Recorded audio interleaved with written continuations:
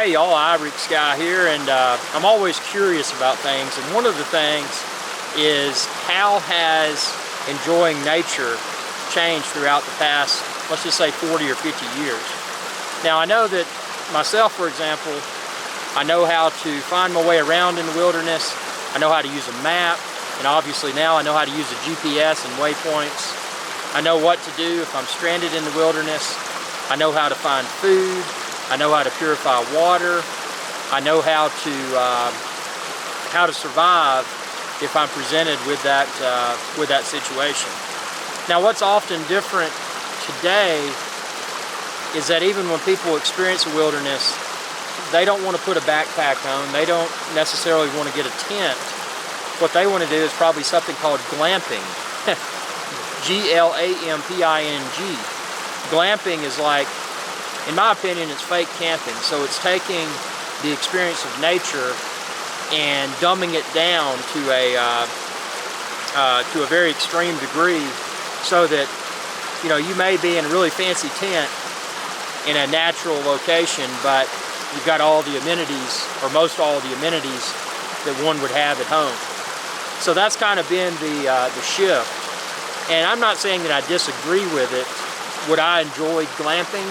I would not, because my idea of an enjoyable nature experience is putting it all on my back, hiking probably 5, 6, maybe 10 miles out in the wilderness, finding a place to pitch the tent, gathering wood, starting a fire, cooking food, having a good time. So that's my idea of a nature experience. I don't feel that glamping is, it's weird for me to comprehend the fact that people would feel that's enjoyable. But then again, I've got an extreme degree of bias, and that bias is the product of me growing up in the wilderness, having what I feel is a very strong set of survival skills, and enjoying that. So for me to say that glamping is not enjoyable, that's a very biased statement, because when I think of nature, I think of actually going out there and truly experiencing nature and having a minimal amount of gear. I mean, a tent to me is a luxury item. A sleeping bag is a luxury item. A bottle of water is a luxury item. Pre-packaged food is a luxury item. So for me, yeah, I camp in a very luxurious way, but I don't go glamping. And again, there's nothing wrong with that. But it's just interesting to see how many people feel that that is camping, because they haven't seen real camping. They've only seen glamping. They've never been backpacking. They've never been camping. They've only been glamping.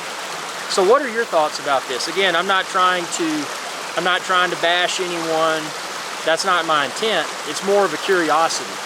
And another question, do you know how to start a fire? What if you're in the wilderness? How would you start a fire?